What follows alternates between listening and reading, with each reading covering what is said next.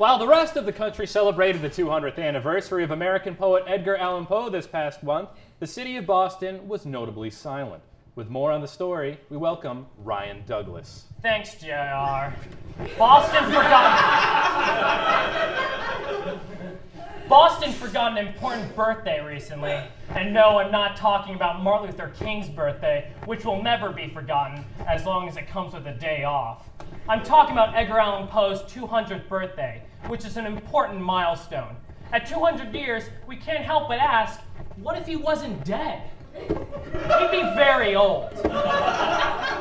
While cities like New York and Baltimore hosted celebrations, Boston's residents focused their attention on conspicuously reading The Kite Runner while writing the T and getting high enough to discuss whether the plot of World War Z could actually happen. But none of this is new. Boston has been urinating in the eye sockets of Poe's corpse for quite some time.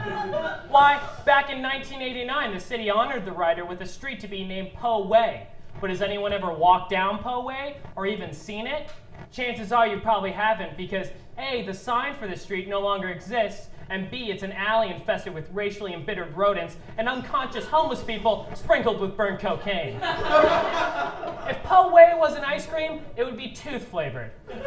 And as for Poe's birthplace, which is located in downtown Boston, well, the city sold it off to the Boloco Company so they could build one of their mildly inspired burrito shops.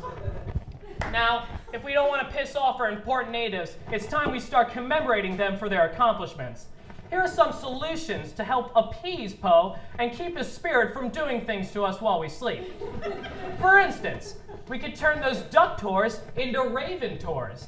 Then anytime one of those trucks cuts us off in traffic, we can say, "Oh, that's so raven," instead of getting angry and following them to the river, where we ask God for them to sink. And to fit the theme, we take real ducks from Frog Pond and paint them black. Sure, it would probably kill the ducks, but that would only add to the macabre legacy of Poe.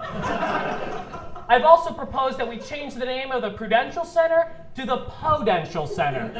Now, officials probably aren't going to replace the R and the U, but my hope is that no one's really going to notice, especially if there's a giant spooky cloak hanging from the top of the tower.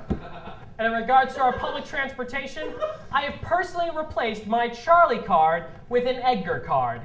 It's basically the same card, but instead of a Charlie poking his head out of the window, it's a tiny little Edgar Allan Poe riding on the red line. You wouldn't have to change anything else since riding on the red line past JFK is already terrifying enough. Quote the Haitian, I have a box cutter. Ryan Douglas, everyone.